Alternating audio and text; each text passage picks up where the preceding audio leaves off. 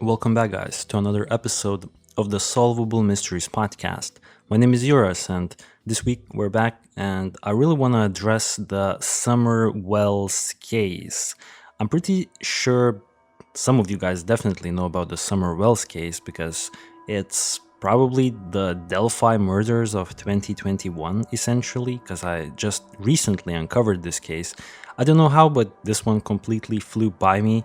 I wasn't aware about it, but I have spent the last couple of days looking at the case, and there are certain things that I would like to address about that case and look at with you guys, of course, and maybe we could make some assessments to what is potentially happening in this disappearance. For those who have never heard about the Summer Wells disappearance case, it's essentially a 5-year-old girl who disappeared on June 15th of last year, 2021.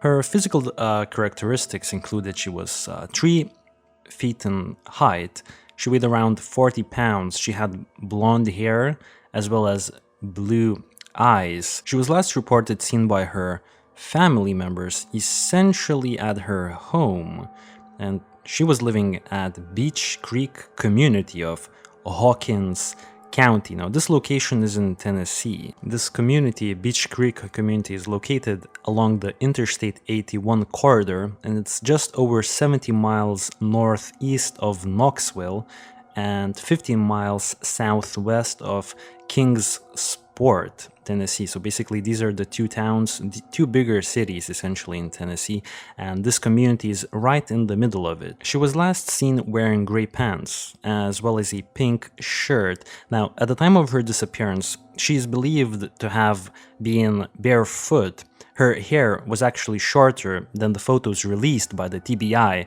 and when I'm referring to the TBI, I'm referring to the Tennessee Bureau of Investigations that was, to my understanding, the lead investigative authority in this case. She was living with her mother, Candace Wells, as well as her father, Don Wells.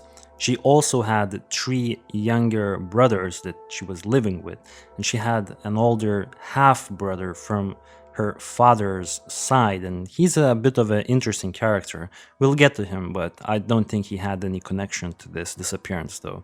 Also on their property, we can see that their essentially Summer's grandmother, who was also named Candace, so we'll just refer to her as Candy. So Grandma Candy was also living on the property with the family. She wasn't living in the house of the family, but she was living in a camper that was situated right next to that house. Summer is reported missing at 6:30 p.m.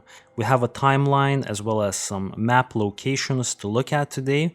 And there have been a lot of small town issues, small town drama, she said, he said, the type of a situation happening in this community, and we'll get into all of it. I'm not sure how much I'm gonna address it because it did get quite nasty in the comments regarding this case. The family is getting attacked because a lot of people are suspecting that they had something to do with essentially Summer's disappearance. Now, the day had started with Candace, Summer's mother, taking Summer, as well as Summer's grandmother, Candy, to a hospital in Kingsport, Tennessee. And we're going to be looking at the map details a little bit later on. Now, the interesting thing here is that a family friend who is essentially a 15-year-old boy named Hunter also tags along to this trip. I'm not really sure how Hunter became a part of this morning trip to get Grandma Candy to the hospital. I think someone called someone and Hunter was like, can I tag along? And then he tagged along. Now, how is Hunter a friend of the family? Well, essentially his mother, Allie, used to be a good friend of Summer's mother, Candace. However, they had a falling out, and their falling out, the reasons behind that is very well documented in an excellent YouTube channel called The Interview Room, where the host of that essentially YouTube channel kind of did very good interviews with both sides. And it's kind of hard for us to gauge who's telling the truth because Candace is saying one thing, and then Ali, as well as Hunter, when they were interviewed, this is happening post Summer's disappearance, of course, had complete other variations of the story and of everything essentially. So for us as bystanders, it's kind of hard to understand who's telling the truth. So my suggestion is for us to just look at the details, what we can actually investigate, and not focus on the drama because we haven't been there and we don't know what's happening. They arrived at the hospital at 8 a.m. in the morning and they got a prescription for some medication for Grandma Candy. They went to the Walgreens, and essentially at the Walgreens they were told that the drugs will be ready in 30 minutes because they had to fill the prescription. So in those 30 minutes they decided to go drive to this one location in Kingsport. It's some sort of a water hole where people could swim. Now Hunter initially thought that they would go fishing, but apparently Candace decided that they would go swimming because Summer was already wearing her bathing suit at that point, I think, and it was just a good time to go swimming because Summer apparently liked swimming. And we have this situation playing out on Candace Wells, Summer's mother's TikTok. And I think we're gonna look at that later on the podcast as well. It's also worth mentioning that before they got to the water hole in order for Summer to go swimming, they actually stopped at a few stores and they got vapes as well as these kind of alcoholic beverages, some sort of tea-ish alcoholic beverages. Don't ask me, we don't have those here locally, but initially the weird thing here is that Hunter claims that he's 15 and that Candace bought him the vapes and the alcohol, but Candace is saying that the alcohol was meant for Grandma Candy. So once again, we can't really figure out. It's another she said, he said type of a deal, so I'm not even gonna investigate that any further. At some point, they come back to Walgreens, they pick up Grandma Candy's medication, then they go to another grocery store where essentially Hunter as well as Summer is hanging out in the back seat of the car. They're watching TikTok videos, doing things like that. Once again, very weird discrepancies are happening at that grocery store because Grandma Candy as well as Candace, Summer's mother, they go shopping. Now, Summer's mother, Candace, says that she was there for maybe 5 minutes. Hunter, on the other hand, is kind of like saying they spent an hour there. So very, very hard to understand. Mind you, Hunter said publicly that he's not good with time and that he's 15, so maybe you shouldn't take his account all that seriously, but I mean, he is essentially the last person to see Summer alive who was not part of that family, so I think he holds a lot of very critical information. And that guy, Hunter, he should have a pretty good idea of what's happening here, or have some sort of hints, but he's also 15, so we kind of have to take that into account as well. After the grocery store shopping situation is over, Summer's family drops Hunter off back at his house and they return back to their own home. It's unknown, as far as I was able to research, when exactly they returned, but I've seen this timeline, thrown out online that it couldn't have been any earlier than 3:30 p.m. in the evening. And this is very important for us to build, essentially establish some sort of a timeline, because time is crucial in this disappearance case. As I mentioned earlier, Summer was reported missing at 6:30 p.m. that evening, so this means that within 3 hours of them all arriving back home, Summer is now missing. It's unclear what's happening for the first portion of those 3 hours. I didn't find any information. However, at some point, Grandma Candy decides that she needs to put flowers from one pot to another pot. Maybe to put flowers into a bigger pot, something like that. And she told that to Candace, Summer's mother. And Candace was like, okay, so the boys are not gonna help us. I'm gonna ask Summer to help us out with this, essentially, with this flower work. So she gets Summer, and Summer is apparently very excited, according to Candace, to help the family out. So they're doing this work. I don't know, I heard estimates of like 40 minutes, 50 minutes, something like that. These are estimates coming from the mother herself. And they finish up with the flowers, and then essentially what's happening next is Summer says to her mom, Candace, I want to go back into the house and play games with my brothers or something like that. And we're going to look at the map, of course, but for people who are listening to this, it's very important to understand that these flowers were essentially, they were working on these flowers right next to Grandma Candy's camper. And the camper is very, very close to the house. I would say maybe like 3 meters, 4 meters, 5 meters, something like that. Like it's a, few steps and you're there. It's very close. It's very nearby. So essentially, what's happening there is Candace says that, okay, you can go back inside the house because it's right there, you know what I mean? And you're 5. So Summer kind of walks into the house, and Candace apparently trailed her with her eyes as she entered the house. And she entered the house. After a while, Candace wanted to go check up on Summer, so she enters the house. Now, there are 3 boys, from what I've gathered, at the house, and they're on the first floor, because the house is kind of weird. It has the first floor and then it has a basement.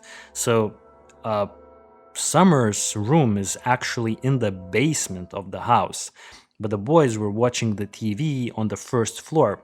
So this is according to Candace's recollection of events. Candace walks back into the house and she sees the boys watching TV or playing games, something like that, and she asks them, where is Summer? And the boys say she's in her room, essentially meaning the basement, and she's playing with her toys because she wanted to go play with the toys. So she's like, okay, I'm gonna go grab Summer, see how she's doing. So she goes down the stairs to the basement, and she can't find Summer in the basement.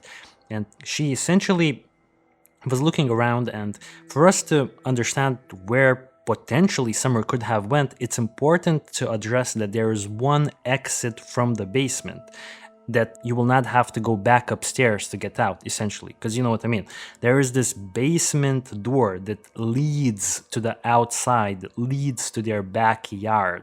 So there's this basement door, and that's the only potential exit other than obviously climbing back upstairs to the first floor that Summer could have taken. The most bizarre thing here is that Candace stated multiple times that she does not remember if that door was locked or not, because from what I've gathered, they usually lock that door, but at this time, Candace cannot recall. I can also understand her not recalling this, because maybe if you're stressing out about your daughter, you're trying to find her, maybe you just kind of get this information out of your mind. So that's also very possible, but at the same time, this is very important, probably the most important detail in this case.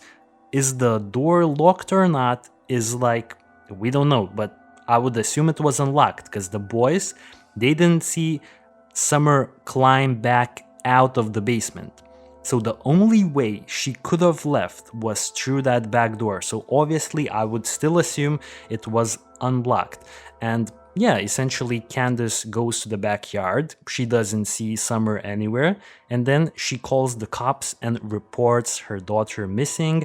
And she reports her daughter missing at 6:30 p.m. And that's essentially the introduction to this case. Apparently the father, Don Wells, was at work, but once again, we don't even know if he was working. And there's a lot of like details and things that I still want to bring up as I move along through the podcast, but at this point, I think this information is sufficient for us to jump to the timeline, and we'll unravel all of these things very soon. The timeline begins on June 15th, 2021 at 8 a.m. Summer, her mother Candace, her grandmother Candy, as well as the family friend Hunter, arrive at Holston Valley Medical Center.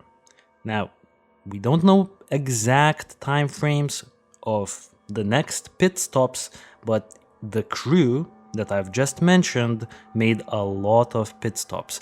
They stopped at Walgreens, they stopped at this place called the Hippie Center, they stopped at like some vape shop, and then eventually they stopped at that water hole where Candace took a TikTok video of Summer swimming, and on that TikTok video we can also see that Hunter is present, and he's apparently throwing out some gang signs. There was also something weird about that, but obviously he's not a gang member. Just weird small town drama, whatever. Now, eventually the guys, return back home, but Hunter's already dropped off.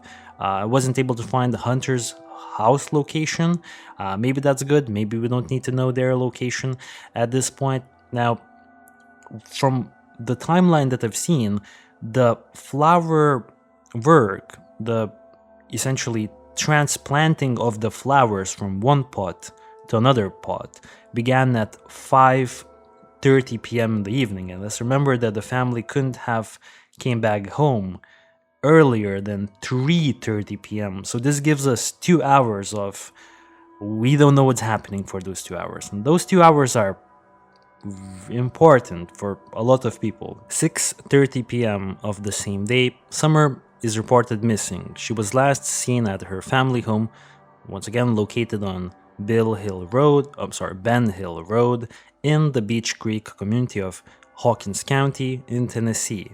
Her family said she was headed down to the basement to play with her toys, and law enforcement was notified as she was discovered to be missing. If you would go back to the YouTube channel called The Interview Room and you would listen to Hunter's mother's interview, Allie's interview, where Allie talks to the host of that YouTube channel, and she says basically that she had a call with Candace sometime after Summer disappeared on the same day. I think it was like 11 p.m. in the evening, something like that. And now she says bizarre things, Allie.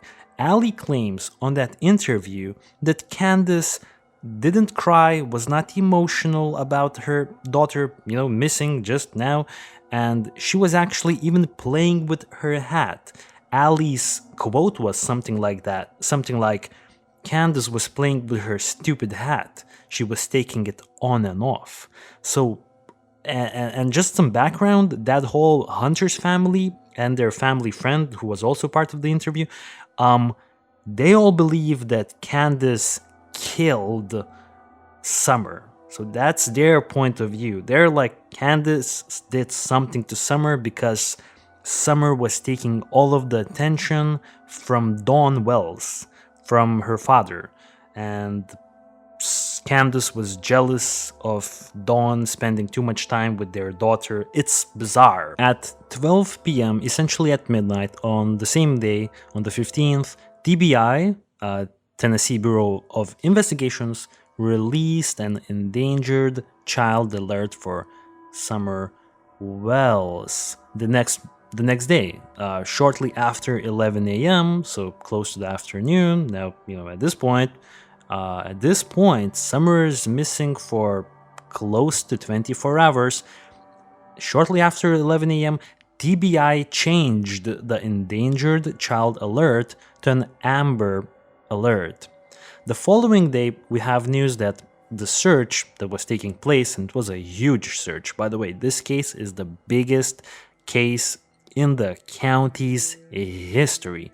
It's not that big of a county, but it's a big search. a lot of authorities are here trying to find Summer.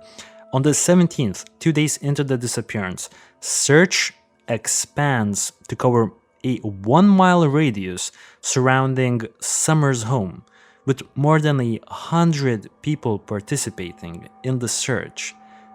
At 1 p.m. on the 17th, so 2 days into the disappearance, search teams said that steep and dangerous terrain, including dense canopy coverage and ground cover, were hampering their efforts, as well as poor cell phone service was also making it difficult for them to communicate, because this is a rural area. We're gonna take a look at it on the maps, and it's like mountainous.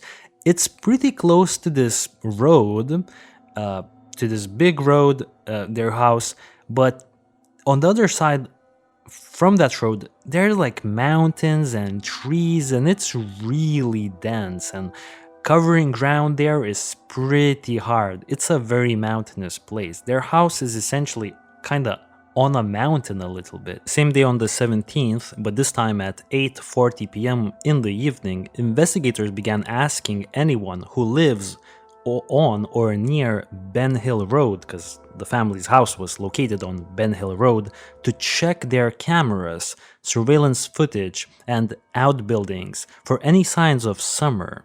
Okay, let's move to the next day. This is June 18th, 3 days into Summer's disappearance. Search grows to 41 agencies covering 1,000 acres.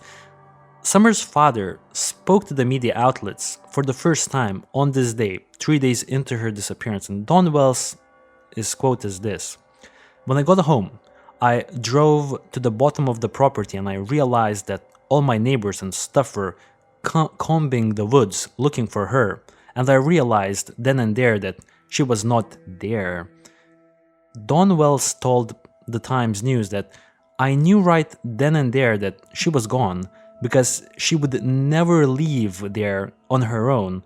Somebody had taken her." And this is where the family kind of starts pushing for that kidnapping, abduction theory. Now, I have my questions regarding that, and I think we'll uncover more details as we progress with the podcast. And you guys can decide what's happening here. The following day, on the 19th of June, TBI shared photographs of Summer's house and property where she was last seen. So that piece of information was released to the public 4 days into the disappearance. On the 22nd of that same month, so this is 1 week after Summer's disappearance, TBI reported receiving at least 221 tips. Investigators continued to push residents in that local area to check their property, to check their barns and crawl spaces for places that a child might be hiding in. Specialized searches in the Beach Creek community carried on. Now, this is an interesting point in the timeline, in my personal opinion, because I want to connect a more recent development. A more recent development in this case is a potential theory that Summer Wells was actually playing hide and seek in the family's shed. We're gonna be talking about it and looking at that shed in a little bit. However, it's interesting to me that law enforcement, 1 week into Summer's disappearance, were asking the public to check places where a child might hide. Maybe this was a situation where Summer decided to play hide and seek with her, older brothers, and she hid somewhere, got stuck, and perished. Obviously, I feel like this is a far-fetched theory, but since this just popped into my head, I wanted to address it. The next day, on the 23rd of June, investigators set up a roadblock, and they were asking drivers if they noticed anything unusual on the day that Summer disappeared. 3 days after that, on the 26th of June, this was a crucial point. TBI asked for the driver of a Toyota pickup truck to come forward after a witness had reported seeing that truck in the Beach Creek area in the late afternoon or early evening of June 14th or June 15th. So this witness is not sure if that truck was there on the 14th or the 15th. Now, if the truck is on the 14th, then okay, it's probably not related. But if that truck was there on the 15th, on the same day when Summer disappeared, there could be some relation. Or, well, officials said that that person may have seen something related to Summer's disappearance. The truck was also described as a 1998 to 2000 maroon or red Toyota Tacoma with a full bed ladder rack along with white buckets in the truck bed. Now, to this date, the driver has not came forward, and law enforcement was very specific initially when they said that this person is not looked at as a suspect. He's only a potential witness, but we know law enforcement. We never know what they really mean when they say that, you know what I mean? Next day on the 27th, the search efforts were finally scaled back because apparently they can't keep searching non-stop for Summer, or at least they had to decrease the amount of people that were searching for her. And this was essentially 2 weeks into her disappearance, so makes sense to kind of scale back a little bit and regroup. In the beginning of the next month, on July 1st, the Polk County Sheriff's Office in Wisconsin told the media that Summer's recent disappearance had actually renewed interest in the case of Summer's missing aunt, Rose Mary Bly, who vanished in 2009. Now, we're going to be looking at Rose Mary Bly, but this is also something that's kind of spooky and a little bit mysterious because Rose Mary Bly vanished without a trace in 2009, and now Rose is Summer's mother's sister, making her Summer's aunt. On the next day, July 2nd, Hawkins County Sheriff Ronnie Lawson told the media that they have received no solid leads from the over 750 tips called in. July 11th, Ronnie Lawson told the Times News that Summer's case is nowhere even close to being called, essentially indicating that they're still heavily investigating this case. The next day, on the 12th of July, the TBI confirmed that they've received 935 tips regarding Summer's disappearance. In a recorded video, Sheriff Lawson told the public that everything is still on the table, and I have some other additional quotes here. Law enforcement said that we're still trying to find out what happened to Summer, so everybody is still a person of interest, he said, so probably including the family members, that's what he meant. On the same day, in an interview with Times News, Summer's father, Donald Wells, expressed little hope that she was still alive. He also confirmed that he, his wife, and his mother-in-law all passed lie detector tests in the early days of the investigation. Now, on the 27th, actually, Summer's older brothers, the three brothers, have been removed from the home by the Department of Children Services. And I was thinking about this, and actually after reviewing the footage that we're gonna kind of look at the stills taken from the footage that was recorded by that YouTube channel called, The Interview Room, where this guy goes into Candace's home, and that house looks like a, I don't want to be not sensitive here, but kind of looks like a mess. And I kind of see how child services would want to remove the kids from the parents' care, because if they don't and something happens to the kids, then everyone is going to be like, yo, where was child services? Why did they not take care of the kids? So maybe that's why the children were removed, but obviously this is just my wild speculation. I have no idea why they were removed, but apparently they were. Also, maybe the removal of the kids indicates that law enforcement kind of thinks like, yo, these parents, maybe they have something to do with the case, but once again, wild speculations on my end. Now we move a little bit more forward into the timeline. This is October 7th of the same year, 2021. Sheriff Ronnie Lawson reveals that tracking dogs picked up Summer's scent from the house down a steep hill that leads to a road and to the driveway. Her scent was lost essentially on the road, and this is basically this information that the tracking dogs essentially picked up Summer's scent This is why the family members are basing their theory of abduction, that potentially she was abducted. Obviously, we could flip this and we can state that maybe the family members had something to do with it. Maybe they were the ones who carried her body. But once again, you know what I mean? We make your own conclusions, guys. We're going to be looking at the map and everything soon, very soon. By the end of October, on October 31st of last year, Don Wells was actually arrested for driving under the influence, and that's why he is currently in jail. Don Wells is currently serving time because I believe he was on parole.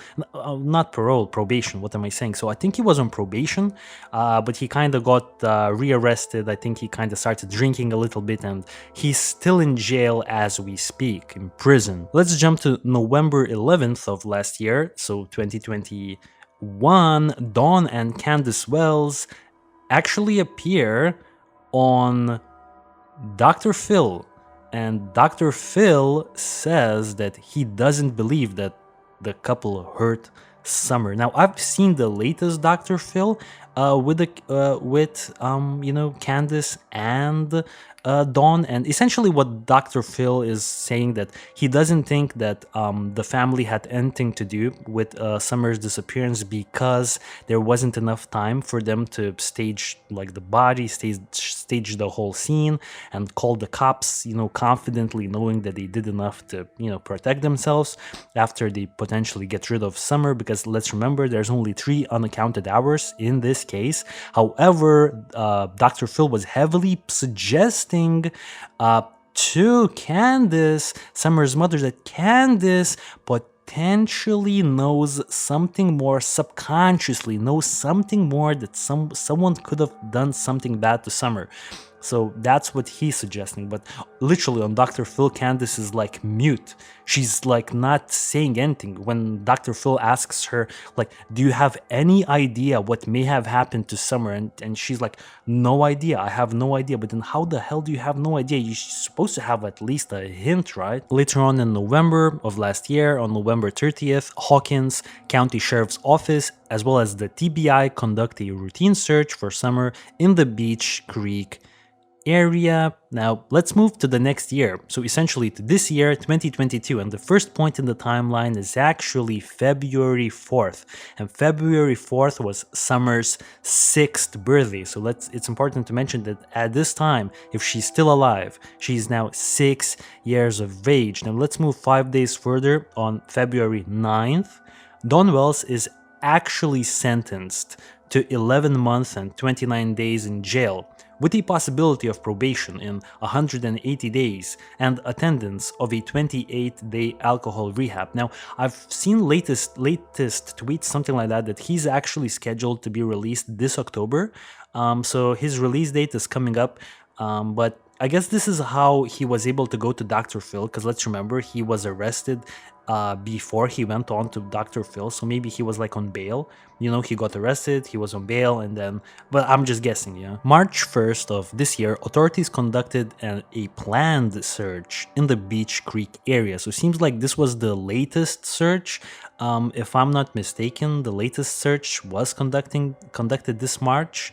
On March 1st. This year, on June 15th, and this is the last time point in the timeline, TBI actually released an updated Q&A. I think it's very important for us to go over the Q&A because this is very relevant information to this case. I'm gonna leave a link to this Q&A in the description of this YouTube video for sure, and I think you can go and read if you really want to the entirety of it. I'm just gonna read like the most important details, I believe.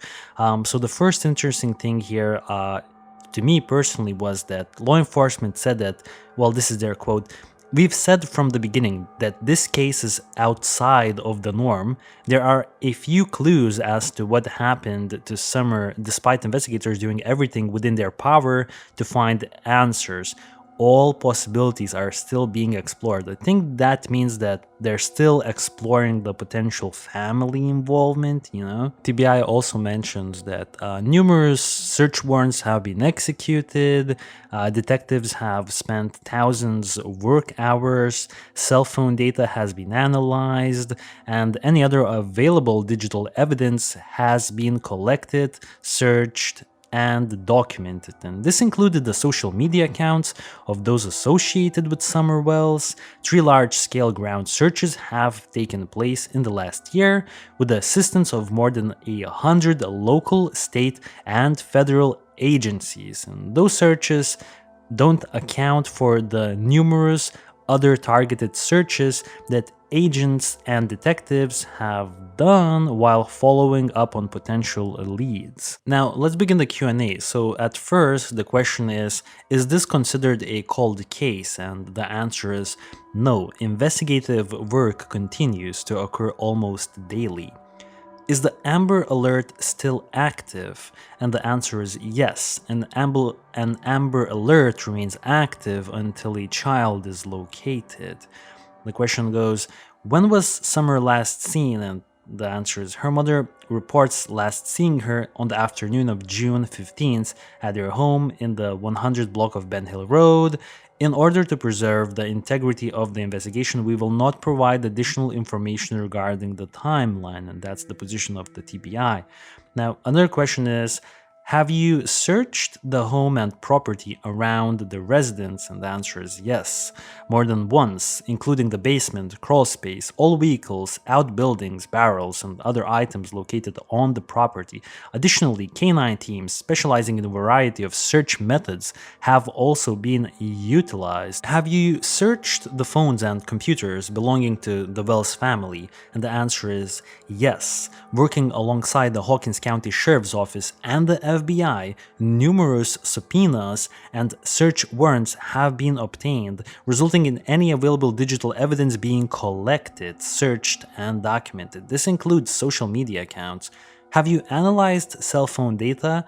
Yes. Cell phone data and cell tower data has been analyzed. Have you searched the flower bed? There was not a flower bed. Summer's mother and grandmother stated that she was planting flowers with them shortly before she was last seen. The flowers were planted in pots, and yes, the pots were examined. How many ground searches have been conducted? The answer is 3 large-scale searches have occurred. Dozens of other targeted searches have been conducted over the last year as a result of investigators following up on leads. Have you searched waterways in the area? And the answer is yes. Dive teams were brought in to search bodies of water in the area on several different occasions. Have you conducted aerial searches? Yes, numerous searches from the air have been completed. Additionally, drones were used to map the area and to pinpoint bodies of water as well as any other points of interest. Will additional searches be conducted? Investigators will continue to search points of interest as they are developed, as well as follow up on tips regarding Summer's whereabouts. Have you collected and reviewed surveillance video? Yes. We've collected surveillance photos and videos from a variety of locations. Additionally, the entire area was canvassed in an effort to locate any residential cameras that weren't voluntarily reported. Please keep in mind that both Beach Creek area of Hawkins County is very rural, with few businesses and no traffic cameras. So there's not a lot of cameras in the vicinity where Summer disappeared. Now, another question is, have you questioned the parents? And the answer is yes. Both have been questioned more than once. I think this is a pretty obvious answer, to be honest. Another question is, have you questioned others that were in the home at the time Summer went missing? Yes. Summer's brothers have been interviewed along with others who stayed in the home in the month before her disappearance. So probably, Grandma Candy and her 3 older brothers. And, I feel like the 3 older broskies, someone would have cracked if they knew that Summer was dead soon after they returned home, or if one of the kids accidentally killed Summer, I feel like at this point, a year later, like little boys, they would probably crack. What are your thoughts, guys? Alright, let's wrap this up. Another question is, have you questioned the neighbors and searched their properties? The answer is yes. Have you questioned registered sex offenders in the area? Yes. Is there evidence that Summer was abducted? None that we've developed at this stage. However, we continue to investigate all possibilities. So at this point, they still have not developed any evidence of an abduction. And this is a very critical detail in this case, especially when we will be looking at the surrounding area of the house and of, essentially reviewing some images. Let's keep this in mind that law enforcement has not yet developed any evidence of an abduction, and I was thinking the same exact thing when I was looking at the videos and the pictures of the house. I was thinking to myself, there's a million dogs in the vicinity, there's a million cats, and I'm like, who's actually sneaking up and abducting kids? It seemed hard to believe to me, but I will let you make your own conclusions, guys. We'll get to that shortly. Alright, last few questions. So, is the FBI involved? Yes, they've been involved since the Amber Alert was issued. Additionally, in the first week, the FBI Child Abduction Rapid Deployment team responded to the area. FBI agents continue to assist with the investigation. And also, they kind of talked about the question was, why did you release information about a Toyota truck? And the answer is that an individual who travels through the area regularly as part of their job stated that he recalls possibly seeing a 1998 to 2000 maroon or red Toyota Tacoma with a full bed ladder rack and white buckets in the truck bed. The individual stated that the truck might have been parked in the area of Beach Creek Road and Ben Hill Road in the late afternoon to early evening on early Monday, June 14th or Tuesday, June 15th. That vehicle was not captured on surveillance cameras. In an effort to cover all bases and identify the driver, the TBI, in agreement with the Hawkins County Sheriff's Office and the FBI, released the vehicle's description. Our hope was that the individual might have information that could help the investigation. The driver has not come forward, nor have the hundreds of vehicles reported to us as matching the description panned out. So essentially, what they're saying is that they're not really certain if this truck was actually on the 14th or on the 15th, so someone was just probably driving by and they saw this vehicle parked. Unfortunately, this person is not really certain if that car was parked there on the 14th or the 15th, because to us, it's more relevant if it was parked on the 15th, since Summer vanished on the 15th. Once again, we're going to be looking at the map pretty soon, and I have mapped out the area where I think this car was actually parked. So maybe this is going to paint a better picture when we jump to those map details. And I think this is pretty much it with the Q&A from TBI. Okay, I want to look at the map a little bit in this case. This is, I think, a case where we actually can investigate and analyze the map a little bit. So currently we are zooming out at the property of the house of Summer Wells, essentially. So this is that house. Let me just mark it. This is the house where Summer was staying with her family. This is Grandma Candy's camper. This is the family shed. I'm gonna get into these lines and what these lines on the map mean shortly. Now, let's just go over the general, I guess, map of where they were going on the day when Summer went missing on June 15th, 2021. So they wake up and they go pick up Hunter. I'm not really sure where Hunter lives, but they end up at Candy, Grandma Candy, Candace, as well as Summer and Hunter. They all end up in Holston Valley Medical Center at 8 a.m. Once again, this is because Grandma Candy had some sort of health reasons. I think it was related to her knee, but don't quote me on that one. So they travel to Holston Valley Medicine Center at 8 a.m. Now, the next, after they go there, they get a prescription. Now, with that prescription, from what I've gathered, they went to Rocky Top Vapor 2, this store right here on the map. Now, this store, I think, sells like vapes, and so I think Candace bought some vapes here. Then they went to the original hippie house. They got those alcoholic beverages, some sort of tea-based alcoholic beverages, and once they got that, then they initially went to the Warrior's Path riding stables right here on the map.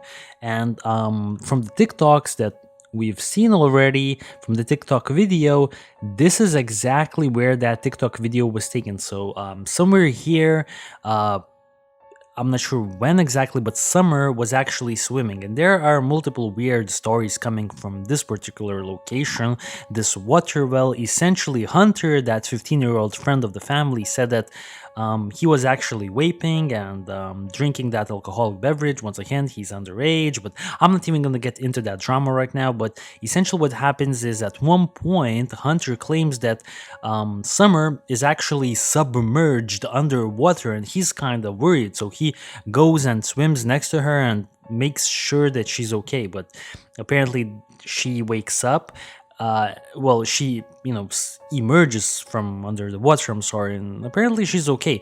But this is an important point in this case, mainly because there is this theory that Summer potentially dry drowned. Now, what dry drowning is, essentially, I think it's something very kind of relevant to little kids. When kids go swimming, they could, I don't know, like inhale water, something like that, and they will actually experience the symptoms of drowning after the fact. So the symptoms get set like an hour after the experience of swimming. Anyways, let's keep moving. So the group of people, they then drive back to Walgreens.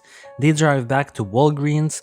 I think they already had stopped at Walgreens beforehand, but back on their first trip to Walgreens, the employee at Walgreens told them that it's gonna take at least 30 minutes to fill that prescription. That's why they went to that water hole to swim, essentially.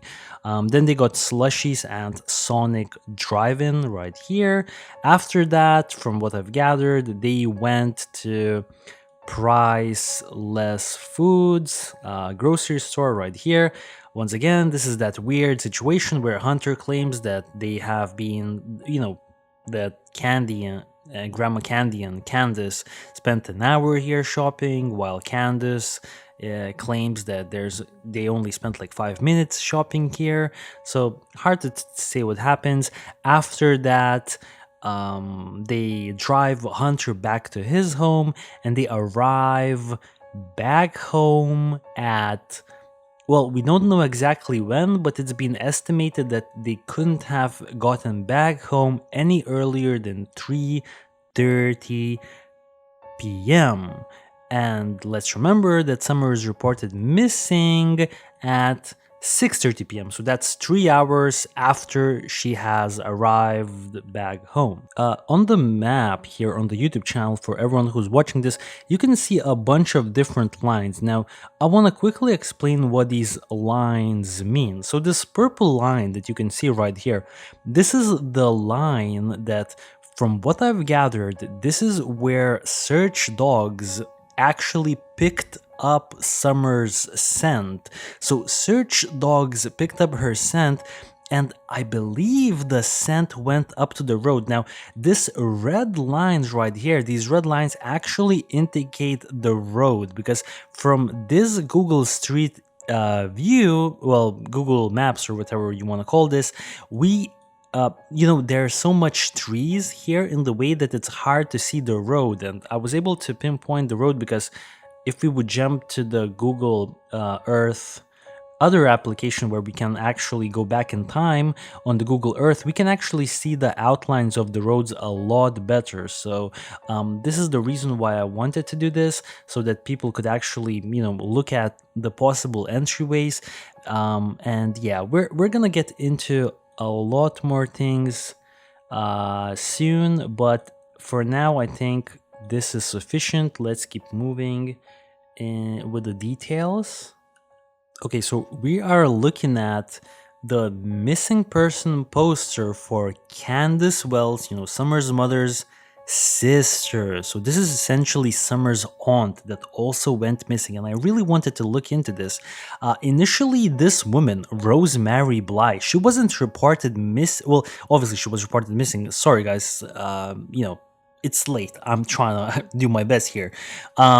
Essentially, this woman didn't receive as much attention initially when she went missing back in August 21st of 2009. So this is essentially 12 years before Summer goes missing. But now that Summer went missing, her case kind of was brought back into the attention, and I was able to read a few articles about her disappearance. And I want to quickly bring up the most relevant facts about this woman.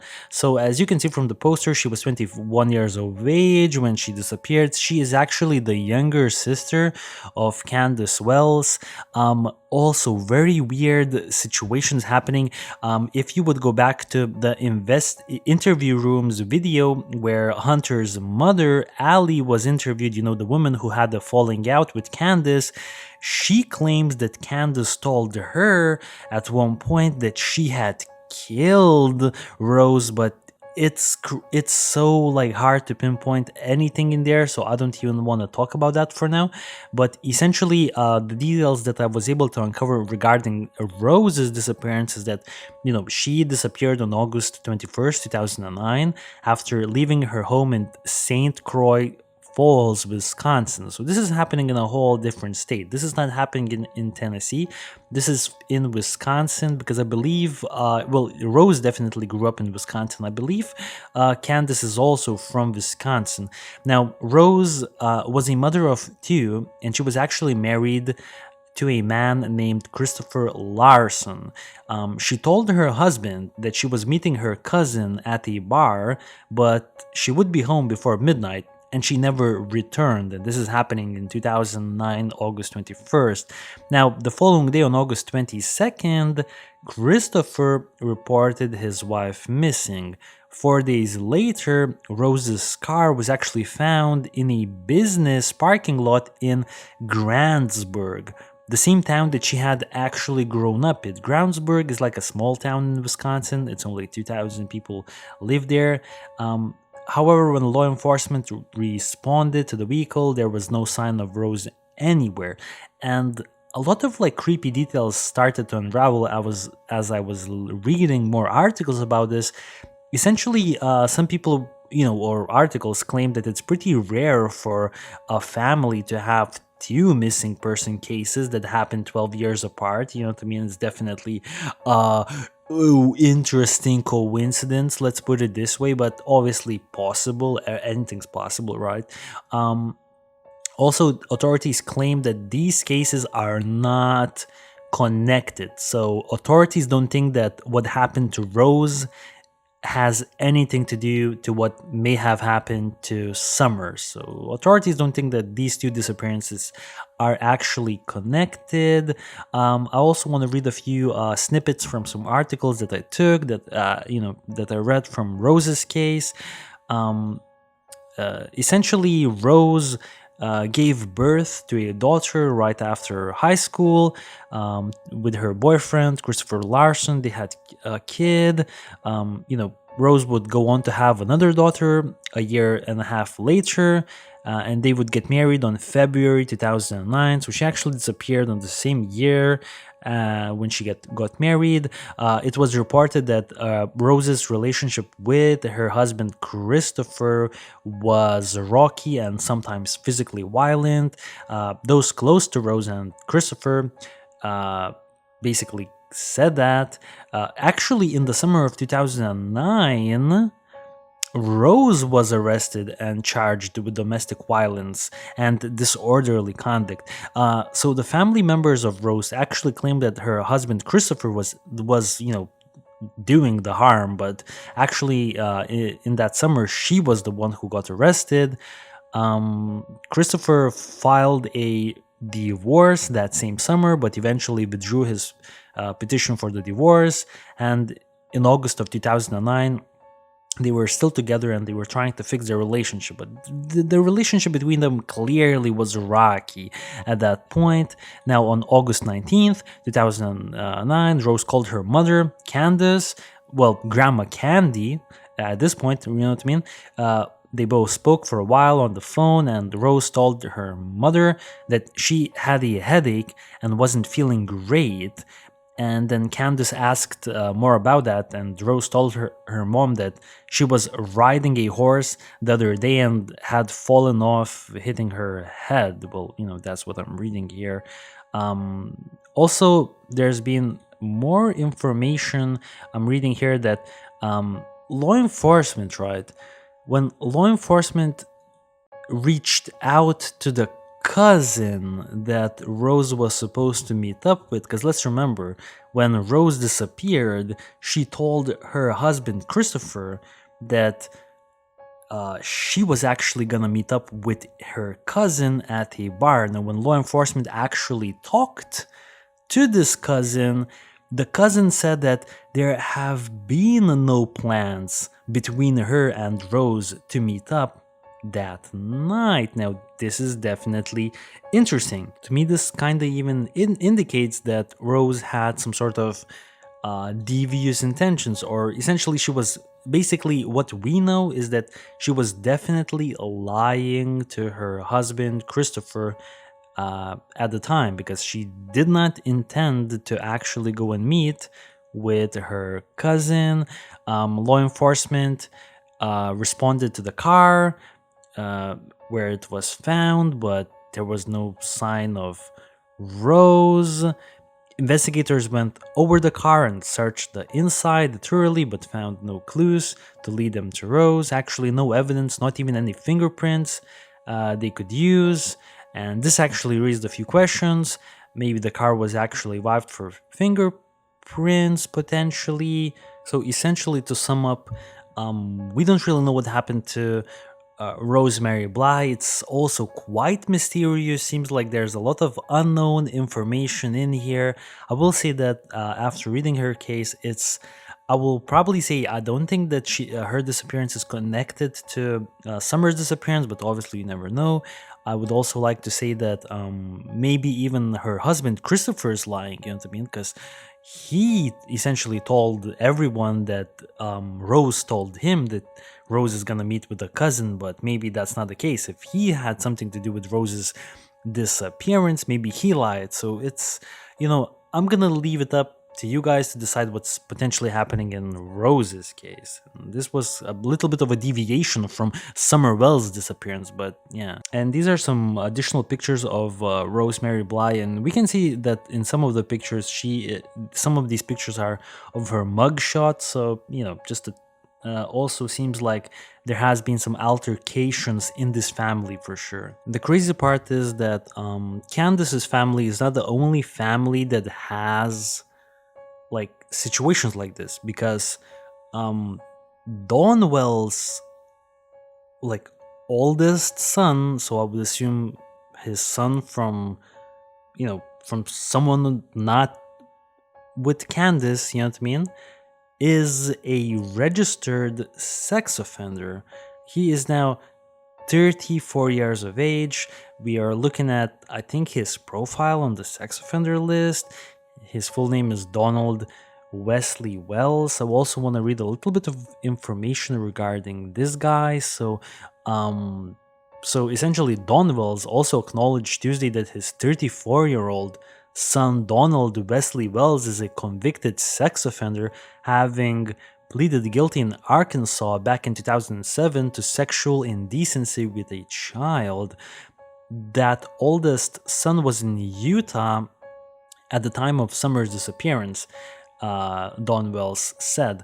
Don Wells also said that his son's Arkansas offense would have been considered statutory rape in Tennessee because his son was 19 at the time, and the victim was a girlfriend who was only 18 months younger. But for legal reasons, it's still illegal because she's still considered a minor because she's below 18. Now, his son, Donald Wesley Wells, as we can see from this image right here, he actually pleaded guilty in February 2007 to sexual indecency with a child and was released from the Arkansas Department of Corrections in May 2010. And when Don Wells was asked if, Wesley could have had anything to do with Summer's disappearance, he said that no way would he think of something like this, Don said. He also said that when I first told him, he bawled like a little baby.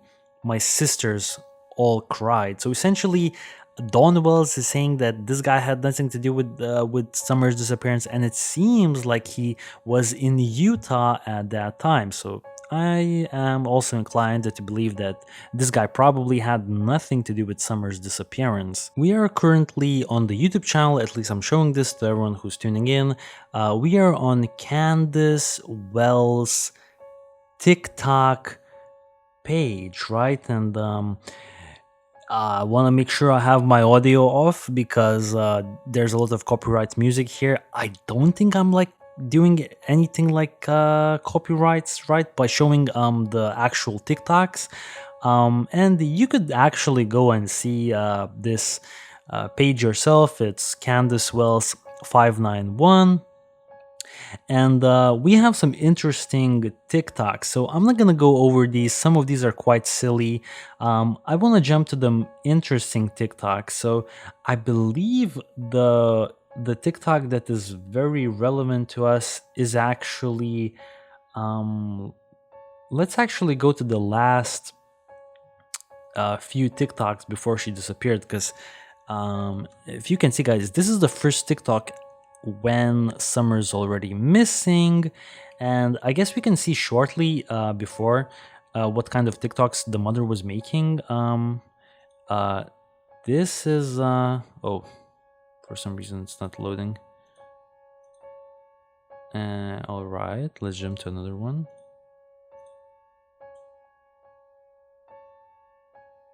Okay, let me refresh this TikTok.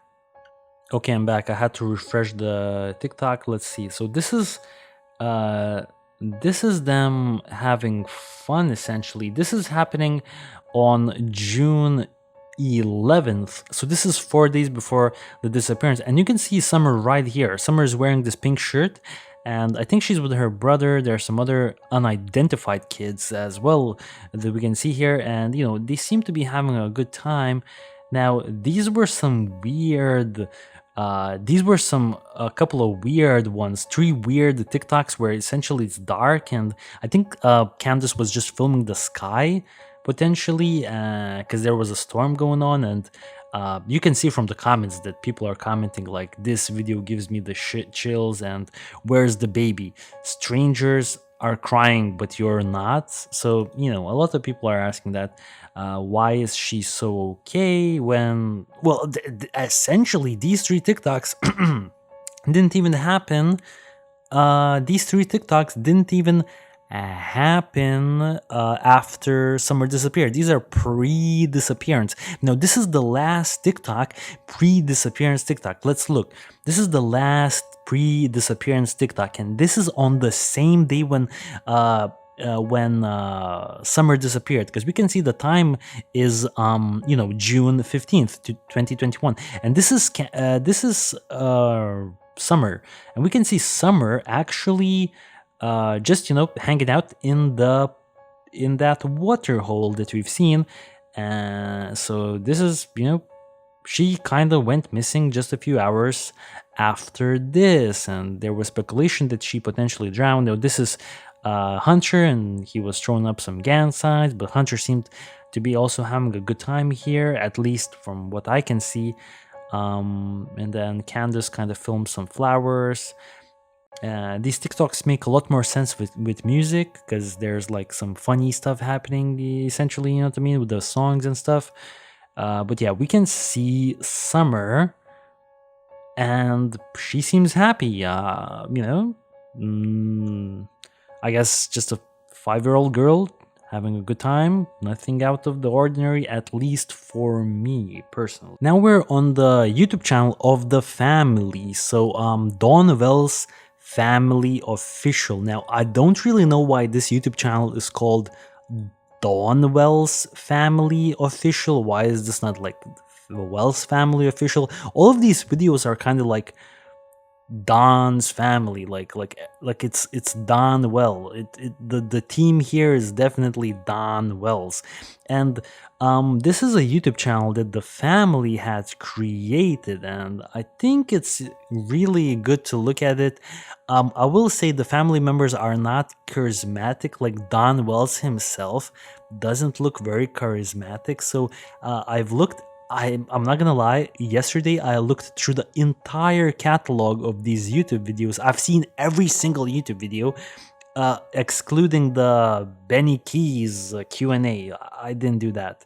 But other than that, I've looked at all of these, and some of them are quite like bizarre. I actually got one of them downloaded. I hope this is not going to be copyright, but I got one of them downloaded, and it's literally like 18 seconds, and the video is showing just a comment that was left on findsummerwells.com, and I assumed the family made this comment on their website, and it's so bizarre because the comment says, and I'm gonna read this for everyone who's listening to this podcast. The comment says, "Thank you everyone for kind messages. There are no words there are no words to what each day and night is like. We needed cigarettes? What?" And then, "It was a stupid decision. Please keep us in prayers. Keep Dawn. This pain won't go away. Thank you." I have no idea what this is all about. So one of the theories that I've seen thrown out, potentially to explain, Summer's disappearance, was that she apparently dry drowned, and I've talked a little bit about dry drowning already. It's essentially when a child actually intakes some water, and that water kind of does some sort of chemical stuff inside of the child's body, and that child is experiencing the effects of drowning after the fact. And it could happen like a hour later, so kind of the timeline would work here. And I've seen some Reddit comments that would kind of also suggest that this, some people are speculating that this had potentially happened. Now, I actually watched a YouTube video where some experts were talking about this. Essentially, do they think that Summer potentially dry drowned?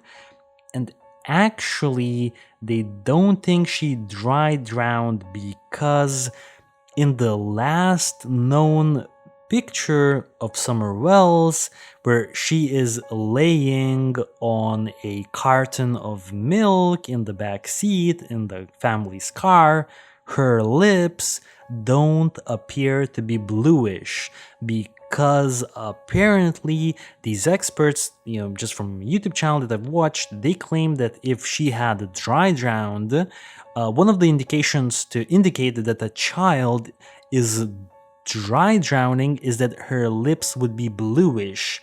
That's not a really good resolution picture, but from what we can see, that the lips do not seem to be bluish, and actually that's all of the research that I've done regarding dry drowning. So if you have any more information regarding this phenomenon, please leave it in the comments section in the YouTube channel. Don Wells, Summer's father, actually recently released letters on his website, findsummerwells.com, and essentially I want to read these letters because these letters are essentially the latest information. So he wrote these letters from prison, because let's remember he's currently in prison, and he wrote 3 letters. The first letter that he wrote was actually addressed to the kidnappers. I really quickly want to read this to the people who are listening to this podcast, because they are not able to read this off of the YouTube screen because they're not watching this on the YouTube channel. So I'm gonna read it to the person, and this is, the beginning of the letter. This is the first letter to the kidnappers. So, to the person or persons responsible for kidnapping Summer, not only have you broken Summer's heart and taken her away from her mother and father, who love her very much, but you've ruined her chances to become educated, ruining her life. Dawn Wells's letter read. And also, nobody will hire my wife, and I've been fired from a job I've had for 13 years. We may end up losing everything. When you took our little girl, you took our very lives. Why don't you give our little girl back before God's wrath descends on you? You've broken many hearts, especially a 5-year-old girl's heart. One day God will hold you accountable for this crime unless you do something to make this right. Please do the right thing and turn our daughter over to the authorities. We're begging you with all our hearts. Please do the right thing, Summer's father. And some people are actually thinking that, most people that are really hating on the family members online, they kind of think that Dawn Wells is definitely talking a lot about himself in this first letter. He mentions their, financial struggles, that basically Candace lost her job, and then himself, he lost a job that he had for 13 years. But in reality, I think he lost his job because he's kind of in prison for 11 months. Maybe that's the reason why he lost his job in the first place. Dawn also made a letter to his donors, essentially, that people that donated money for the family. So the letter goes that we wanted to thank everyone who donated to the reward fund in the hopes of bringing our precious daughter back home, and we can assure you she is worth everything to us and more, as she loves everyone, is blameless, and deserves to be in school with her peers, becoming a young lady. It kills us to think about what she might be going through. We know those who have donated and so many others feel the same, so thank you from the bottom of our hearts. And for those in media who do their job with the heart, thank you very much and God bless. As we wander through the trails of tears, remember, God wandered in the desert with the Israelites for 40 years. God told Moses, quote, I'll send an angel, have no fear, end quote. Moses said, quote, Lord, no please, I need you near, end quote. Poem by Donnie Wells, Summer Wells' earthly father. And the last letter that Don Wells has released to the public was the letter to his daughter Summer. So it goes, Dear Summer, I don't know if there's even the remotest chance of you ever seeing this letter, but I'm going to write it in the hopes you will. First of all, I want you to know that I love you with all my heart. I've never missed someone as much as I miss you. My heart aches constantly, and then the thought of someone mistreating you puts so much anguish and fear for you that I can barely breathe at times. I beg God for your life and break out in tears constantly. I'm very glad I got to spend 5 years with you, but now my life always feels like snow, rain, and drizzle, never ending. You are the highlight of my entire miserable existence on this earth. I love you, Summer, with every fiber of my being, sweetheart. I love you and I will never give up on you, and one day I will see you again, always and forever, your earthly dad, father. Now, I've taken a few stills from a video released on Dawn Wells's family YouTube channel, where someone essentially walks the trail that the dog scent trail, because law enforcement came in with their sniffer dogs, and essentially some sniffer dogs had the trail of Summer. So this is a few stills that I've taken, and essentially they depict where the trail ends. So the trail ends around this particular entrance, and I was trying to figure out, because from that YouTube video that the family's YouTube channel released, it's kind of hard to understand where exactly this location is, because apparently the scent ended, as the description says, just beyond the dogs who are at the driveway. So the scent ended I guess somewhere here, you know what I mean? And I was thinking to myself, where the hell is this place? Because I know it's supposed to be easy to find, but it was pretty difficult. Now, as we can see, this is 110. This is just a mailbox and it says 110, and then I realized that Summer Wells's house is actually 110 on that road. So I looked at the map and it made sense. So I think really quickly, just to kind of analyze the dog scent, law enforcement said that their dogs actually like kind of followed the scent from the house, I believe, down this dog trail. Now I can't show you guys the footage because Dawn Wells's family, Summer Wells's family or whatever, they have been very protective about their content, and I'm pretty sure their media manager would like try to shut down my YouTube video. So I'm not gonna show you guys, but essentially, if you go on that channel, you can find that video of Dawn Wells or whomever is filming walking down that dog trail, that scent trail, and it was kind of rural. It was kind of going up a mountain because their house is on a mountain, so it was kind of going on a mountain. There was a lot of trees there, but I will say from watching that video, I do think that it's possible. Like if someone had intentions of kidnapping a child or robbing them, I think it's possible. Now I will get into shortly why I really find it hard to believe that someone snuck into the house to abduct Summer, but from let's put it from the logistics standpoint, at least to sneak up on the house through this purple line, I think it's possible. If you would go look at that video, I think you would agree with me. This is the family shed that we're looking at right now. I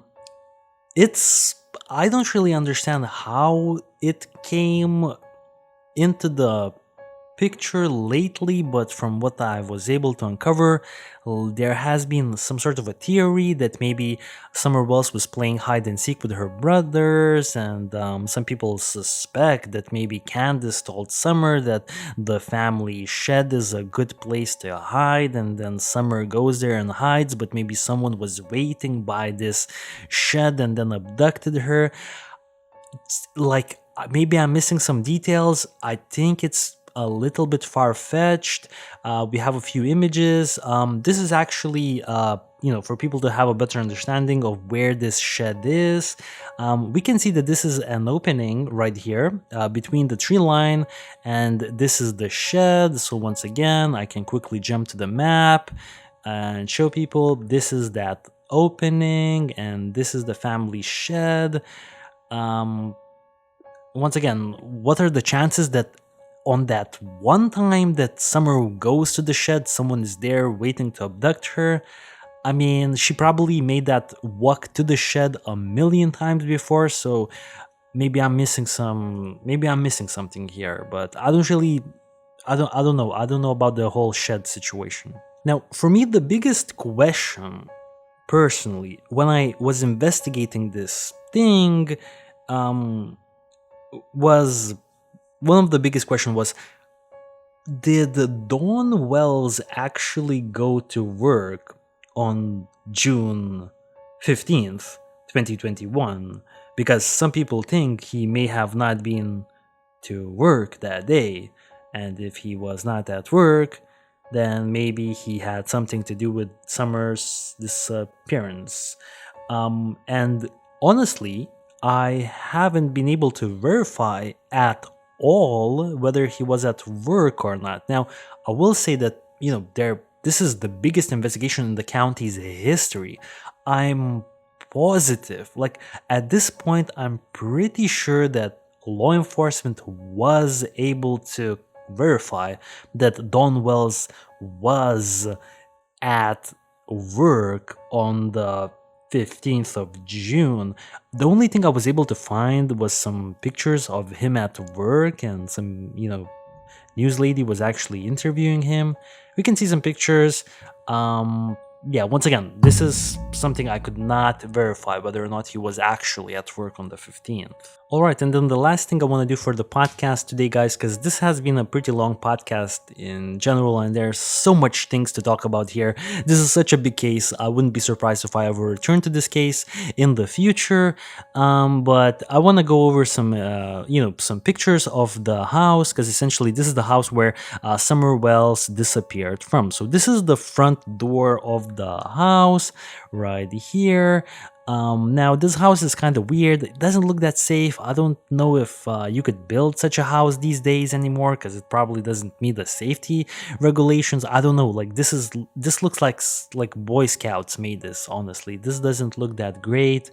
Now this is the front door. This is, sorry, what am I saying? This is the door of the. This is the door that leads to the basement. So essentially, this is the door that we think that maybe Summer actually left through. This is the same door that the mother, Candace, doesn't recall if it was locked or not, which I think is like such an important detail in this case. I feel like this is a more recent picture. There has been probably some development done, because I see like these bricks are probably newer than from the video that I've seen before. Let's jump to some more pictures. This is the house essentially from a little bit farther up, from a farther distance. We can see that the backyard is actually quite big. The backyard is this open space. It's fairly big. Once again, this is another image of the house. As you can see, this is Grandma Candy's camper right here. So from what I've gathered, the family essentially, Grandma Candy, Candace, and Summer, they were kind of doing, transplanting flowers from one pot to another pot. I think they were doing it somewhere here. And, essentially what happened next is when they finished that work, Summer said that she wanted to go back, and hang out with the brothers inside of the house.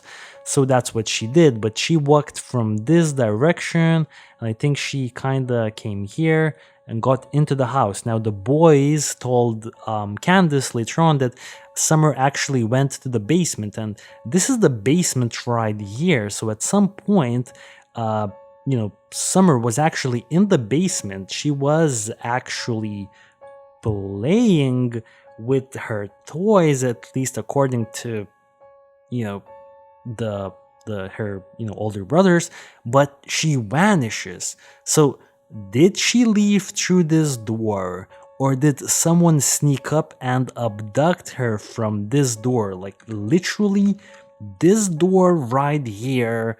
Like, we need to know what happened in this door. We've got some more pictures of the house. This is a more aerial picture. So once again, the dog scent, just to give you a better picture, guys, I believe the dog scent leads somewhere here. So if we would think, the family says that they believe that someone snuck in through this dog route or something like that. They snuck into this house. They got into the basement through here. Now, Summer is in her room, and her room is in this basement, and they abduct her and they take her out. Now, let's remember that the family has like, I don't know, like 10 dogs or something like that. And these dogs are all over the place. They're like running around. This is the camper. So, Grandma Candy is here. There are 3 little boys on the first floor. Candace herself is kind of walking around probably somewhere here. And then, and like, what are the chances?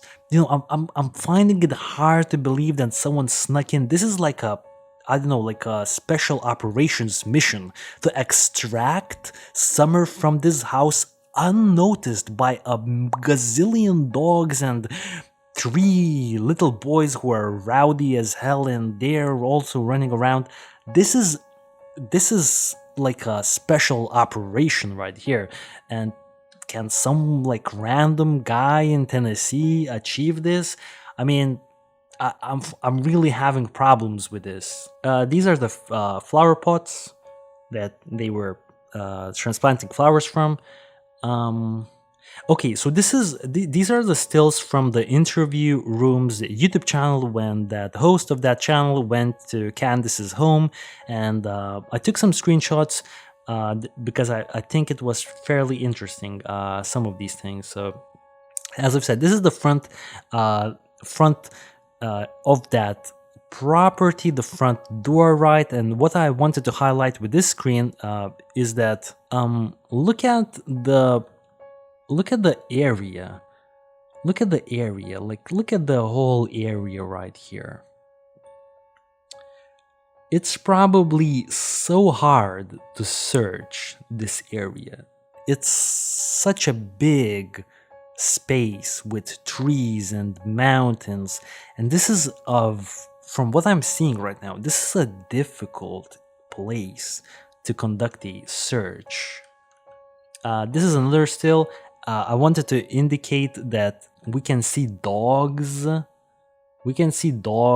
from that video, there's a bunch of dogs inside the house. There's probably 1 million dogs inside of the house, and it has been reported by other people that apparently these dogs start barking at people that they don't know. So, makes me think, could someone really sneak in when there's so many dogs around? This is also a good location right here for us, because just for some indication, if someone did abduct Summer, they would have to went from here and go here to the door that leads to the basement. This is the front, this is the first floor, sorry. This is the first floor of the house. Now you can see the house is a little bit messy here, but apparently the three boys were kind of hanging out around this living room area, and they were watching this TV while Summer was down in her room in the basement playing with her toys, and that's when she disappeared. This is very bizarre, and you have to watch this YouTube video on the interview room's YouTube channel, because apparently this is how they used to get to the basement. It seems like this is a table, right? Like, to me this looks like a table, but actually below this table right here is like this hole that they get into, this hole, and that's how they get to the basement. It's actually really bizarre. If you actually go and watch the YouTube channel, you can look it for yourself. This is Summer's room, and this is apparently where she was playing with her toys. This is all of her toys. This is the area. Now, I know it doesn't look like much, it looks kind of weird, but at the same time, I've seen pictures that they have renovated this place, so they're actually working to fix up the place. And yeah, this is the front door. This is the door to the basement, essentially. And once again, I want to remind you that Candace does not recall if it was locked or not. And this is essentially what we see when we walk out through that basement door. Once again, the dog scent was seen somewhere here, walking down the hill. This is, I guess, the door from a different angle. So it's really hard to say what actually happened in this case, because I am really finding it hard to believe that someone snuck into that house. Once again, there's been speculation that the family members had drug problems and they knew a bunch of what was it called? Like some sort of corn mafia, like some hillbilly mafia. So there's been a lot of talk that maybe the family members knew some dangerous people who may have kidnapped Summer, but I don't know, it just seems like there's probably a better place and a better way to abduct Summer than to sneak into her house. And if you're sneaking into the house, how are you certain that you'll find Summer in the basement? At that point, I think the person who goes to abduct someone, probably like, why would you go and abduct a child? Not You're not even 100% certain that that child is in the basement. Once again, all of these questions are probably being like analyzed by law enforcement. So I will say this right now. I find it very difficult to believe that someone actually went in and kidnapped Summer Wells. Even law enforcement themselves said that they have not yet found any evidence of this happening. That's their official statement. So I find it hard to believe. To me, I guess what makes sense is that Summer kinda walked out, even though the family clearly claims that Summer would never walk out on her own. But it kinda makes sense to me because I also really am having a hard time believing that the family members confidently called law enforcement at 6:30 p.m. after they have disposed of her body. Now, everything is possible, but these people, they live a pretty messy life. Like, you see the house, you see everything. Like, they don't look like masterminds that could potentially cover up a crime. That's just what I'm seeing. Like, I'm really having a hard time like believing that something happened. But once again, people that know the family claim that they think that Candace killed Summer.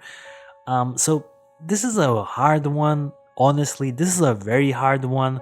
And I'm not sure where I'm leaning with this one, guys. So I think at this point, I kind of want to wrap it up because I think I kind of essentially talked about everything and I provided all of the visual assets, and this has been a long episode. So I think I'm gonna wrap it up here, and if I'm ever gonna return to this podcast, then I'll just do an update regarding this case, or maybe I'll address some details that I have not addressed on this episode. So yeah, guys, I really hope you guys enjoyed this episode, and I'll catch you on the next one. Until then, just stay safe and peace out.